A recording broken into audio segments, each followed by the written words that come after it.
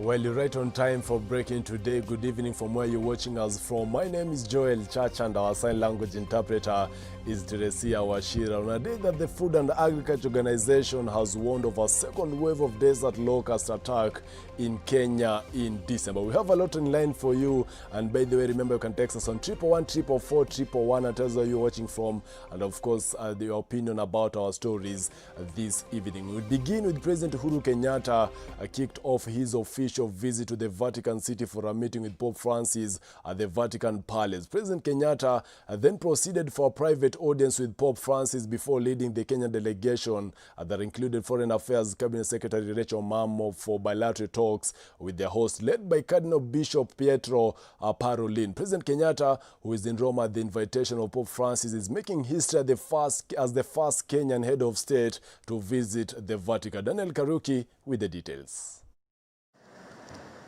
Upon President Kenyatta's arrival at the official papal residency shortly after 10 a.m. Central European Time, President Kenyatta was accorded a full Apostolic Palace state reception, including a guard of honor mounted by the Swiss Guards. The two delegations discussed several subjects of mutual interest between Kenya and the Vatican, among them education, health, regional peace and security, as well as the fight against COVID-19.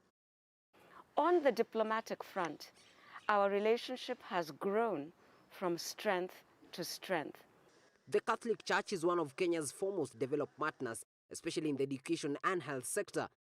Together, we have worked with the Vatican on establishing peace and security missions, working jointly within the region and even with IGAD, and also the ongoing situation in South Sudan.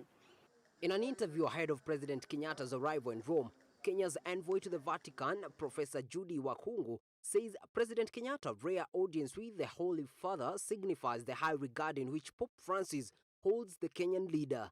Very important for us at this critical juncture is that Kenya is preparing for its tenure at the Security Council, which starts in a few weeks. Alongside COVID-19 containment measures, the envoy said President Kenyatta and Pope Francis would discuss post-COVID-19 economic recovery strategies, as well as the deepening of the Catholic Church's investment in Kenya's education and training sector. David Kagina, Switch TV. Moving on, the Meteorological Department has warned Kenyans to prepare for heavy rains and floods as from November 8th to November 10th. The report was released on Thursday, with the department warning that the most affected counties will be Nyeri, Kiambu, Nyandarua, Laikipia, Murang'a, Embu, Meru, Kirinyaga, Tharaka Nithi, Taita Taveta, Busia, Kisii, Nyamira, Kericho, Bomet, Nakuru, Baringo, Narok, Migori, Nandi, Trans Nzoia, West Pokot, Uasin Gishu, Vihiga, Bungoma, Homa Bay, Busia, Kisumu, Siaya, Kakamega, Kajiado, Nakuru, Mombasa, Kwale, Kilifi, parts of Tana River and Lamu.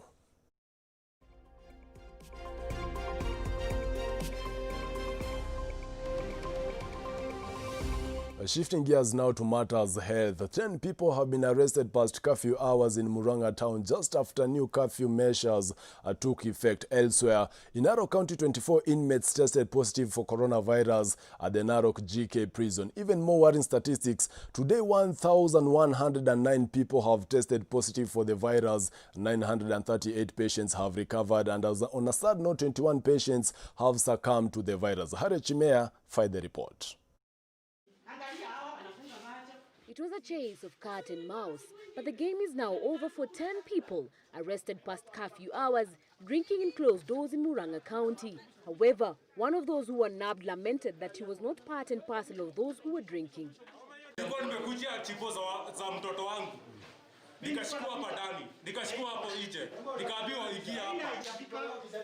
Na hata saa 3 hivi imefika, nikakamatwa, nikaambiwa ingia hapa ndani. Na mimi sikuwa nakunywa, hata ukiuliza mwenyewe hii bar, uliza mwenyewe kama ataongea ukweli, aseme ajanilisia kitu, na sikuwa nimekunywa kitu hapa. According to Virginia Githumbi, DCC Murang'a East, most of the bars are still operating past curfew hours, despite the president's stern warning against breaking curfew.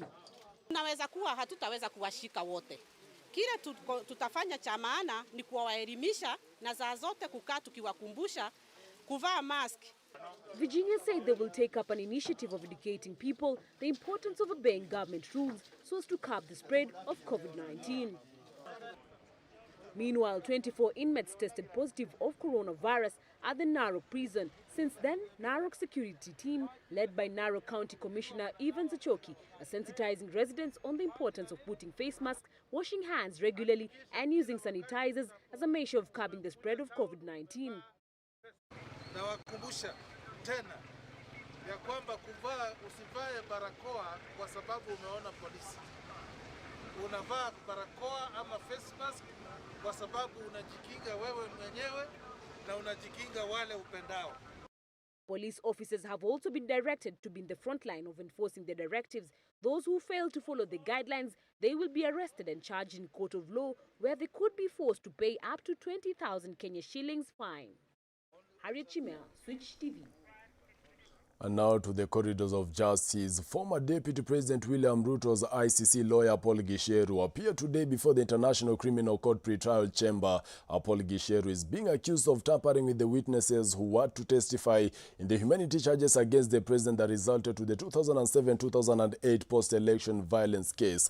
The charges were later dropped for insufficient evidence, but the ghost of the ICC has come to haunt the William Ruto's legal team. Joan Kutuni with more.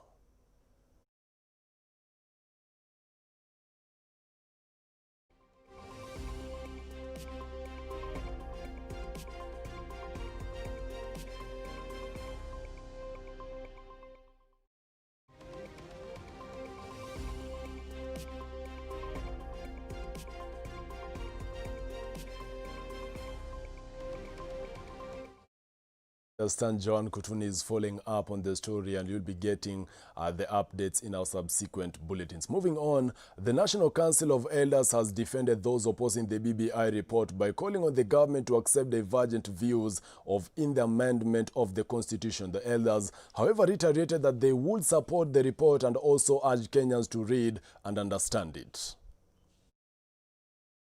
We urge all the political players holding various positions on the BBI to conduct themselves peacefully and with decorum as they exercise their constitutional rights.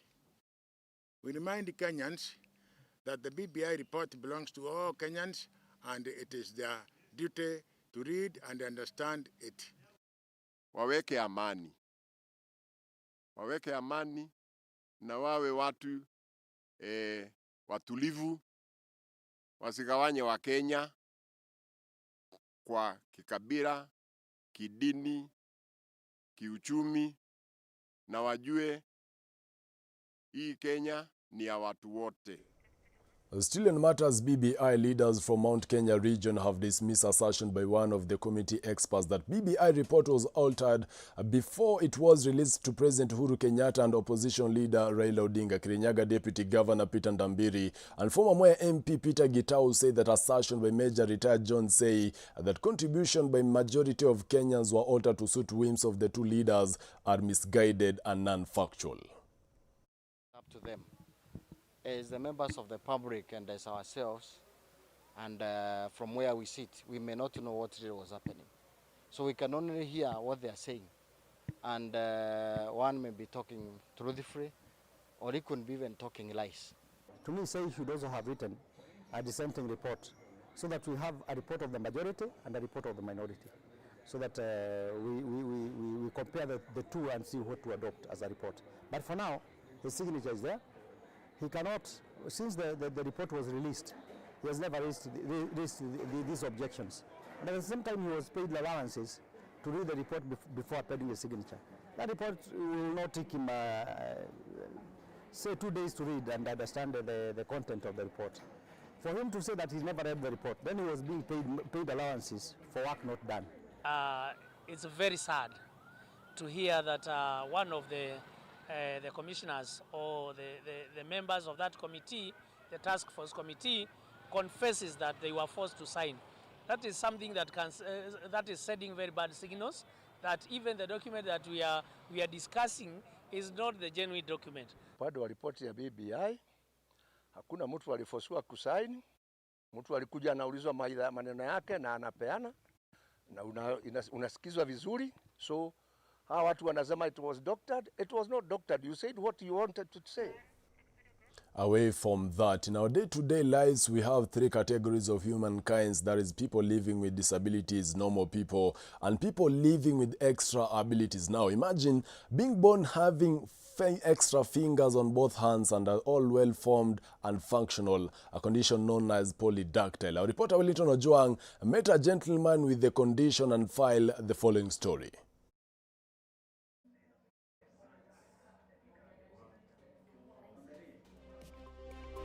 It seems interesting when you encounter or see someone with 6 fingers. It looks bizarre and abnormal, but on the very next minute, we all get curious. What is exactly the formation behind these 6 fingers? James Ndongo has a genetic condition known as polydactyl, or simply a person born with extra fingers or toes. They're like just different. Ukiangalia hata wewe, ziko kama zako tu ni venye ziko mingi. According to African belief, people with extra fingers are normally very lucky in life and are more profitable. Extra fingers somehow inakupea coordination. Coordination iko sawa. Like sahi nikikwambia when I was in class 3, nilikuwa na ride bike nikiangalia huku ikienda huko. Coordination like iko sawa kabisa. Family unakaa kama yule mse chosen to do something great, unaona? So hivyo tu. You are that special guy there. But according to Ndongo, life wasn't that easy, especially at school. There was this time I was in class 2. Kuna hii question ya like, how many fingers do you have? So I'm there, 1, 2, 3, 4, 5, 6. Pale ziko A, 4, B, 6, C, hivyo.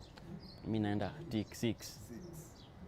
Results comes in wrong. I'm like, what's up? Naenda kwa teacher. Mwambia, hii umeniangusha.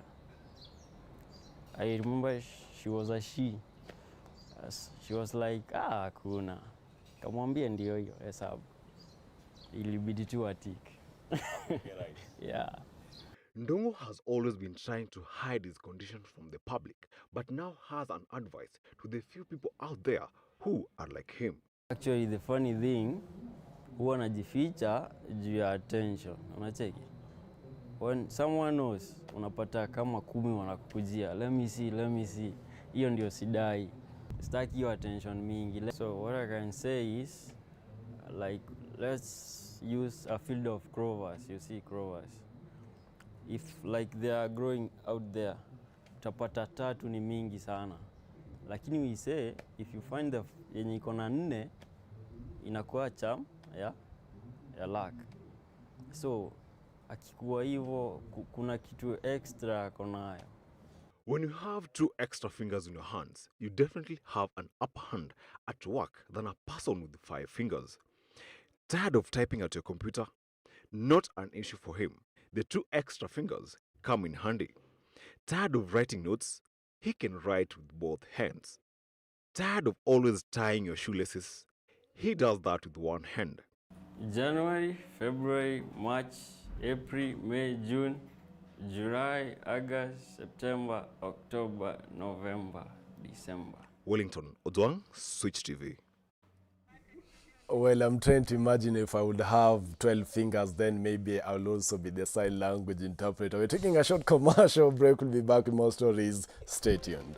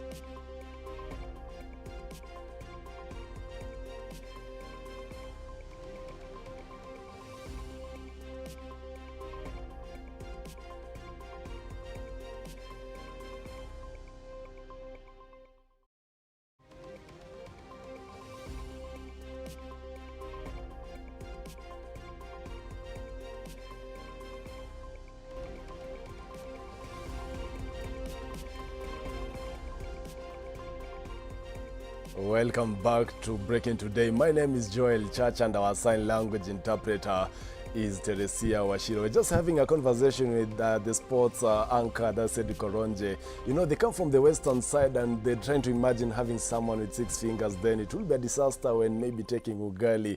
Anyway, apart from that, Ethiopia's Prime Minister Abiy Ahmed has ordered a military offensive after an army base was taken over by forces loyal to the to the regional government of Tigray. Abiy accused the region's ruling party, the Tigray People Liberation Front, of launching the attack.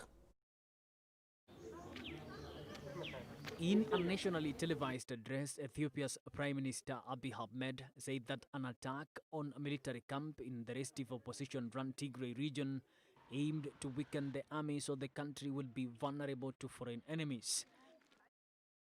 የዚህ ጦርነት ዓላማ ኢትዮጵያን ማሸነፍ The aim of the attack was not to conquer Ethiopia, but to weaken the National Defense Force and to subject the nation to fall victim to foreign enemies. ለውጭ ጠላቶች አገሪቱን አሳልፎ የመስጠት ከፍተኛ ፍላጎትና ዓላማ የያዘ ነው። The fighting that has been reported in northern Ethiopia is said to have resulted in many martyrs, injuries, and property damage. የአማራ ሕዝብና የአማራ ሚሊሻ የአማራ ክልል ልዩ ኃይል The Amhara people, militia and special forces have bravely repelled attacks launched in some places in Amhara region and managed to deter the expanding force. The forces in Amhara region, along with members of the National Defense Force, have not only put off the expanding force but also controlled the key areas. መከላከያ ሰራዊት ጋር በመቀናጀት የጦርነቱን ፍላጎት ባለበት መክታት ብቻ ሳይሆን አስፈላጊ ቦታዎችን ለመቆጣጠር ችሏል። Ethiopian lawmakers endorsed the 6-month state of emergency in the northern region of Tigray, a day after Prime Minister Abiy Ahmed ordered military operations there in an escalation of a long-running feud. Tension between the government and TPLF, which used to be part of the governing coalition before falling out with the Prime Minister, have escalated in recent months, with both sides accusing the other of plotting to use military force.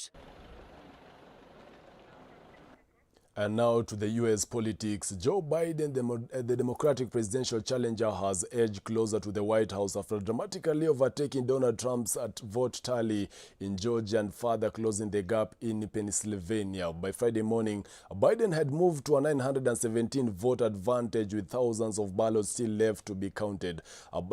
To total tally of both candidates, with Biden at 253 and Trump 213. Biden and Trump had a 49.4%, with Biden taking lead in Michigan and Nevada at 50.6% and 49.4% respectively. Tallying of the votes is ongoing. Brent Sakwa now reports. Millions of votes are yet to be counted, including in key battleground states. In addition, the Associated Press has called Arizona's 11 votes for Biden, while other news organizations regard the rest are still too close to call. Several networks have cut away from Trump over his outrageous sentiments, citing lack of transparency in the counting of the votes. On the other hand, Joe Biden's lead increases in Nevada to over 10,000 and drops within 25,000 of Trump in Georgia. In Pennsylvania, the president is losing ground as his lead shrinks to 2 points, with 88% of the expected vote in. In Maricopa County, Arizona is expected to announce around 100,000 more votes counted. The states remaining to be called with electoral votes are Georgia with 16, Nevada with 6, Pennsylvania 20, and North Carolina 15, with Alaska with 3. With tensions rising, about 200 of Trump's supporters, some armed with rifles and guns, have gathered outside an election office in Phoenix, Arizona, following unsubstantiated rumors that votes were not being counted. The anti-Trump protesters in other cities demanded that the vote counting continue. The winner of the election is yet to be announced, as counting of the votes is currently ongoing. Bran Sakwa, Switch TV. Shifting gears now to the business world. In the spirit of building the trade relationship between Kenya and France, the Cabinet Secretary of Industrialization, Trade and Enterprise Development, Betty Maina, has today said that the government is creating an environment conducive for enhancement of investments in the country. Speaking during the opening of the Bureau of Veritas new offices in Westlands, the France ambassador to Kenya has said that Kenya and France continue to enjoy very solid business relations spanning over decades. Kennedy Kimani now reports. The interest of French companies in Kenya as a productive investment destination is growing, making Kenya the largest customer in the East African market. This has seen Bureau Veritas, a French company set up based in Kenya, thanks to the robust French-Kenya cooperation. In the wider scope of our bilateral relationship, which is indeed very good since our two presidents met.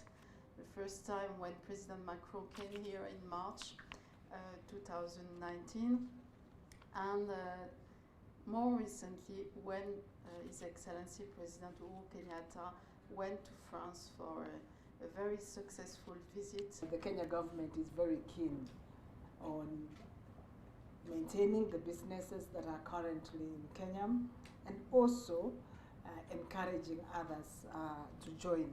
Kenyan. So it's Bureau Veritas, which is a service provider in testing, inspection and certification, seeks to tap in the Kenyan market. BV has a mission of shaping a world of trust. I think we are on the good track to do it. And of course we want to go further. As modern commerce increasingly takes place at a global and regional level, businesses require greater certainty when operating within the international trading environment. The bilateral trade agreements between Kenya and France is expected to give companies access to new markets in the two countries, hence creating more job opportunities.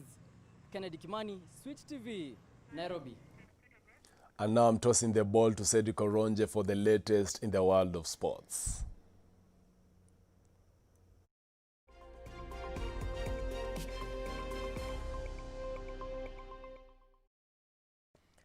Many thanks for staying with us. My name is Cedric Oronje, and now let's get sporty. With many Kenyans used to the norm of motorcycles being dangerous and risky on the road, Funjeri and Harmony, who are Kenyan female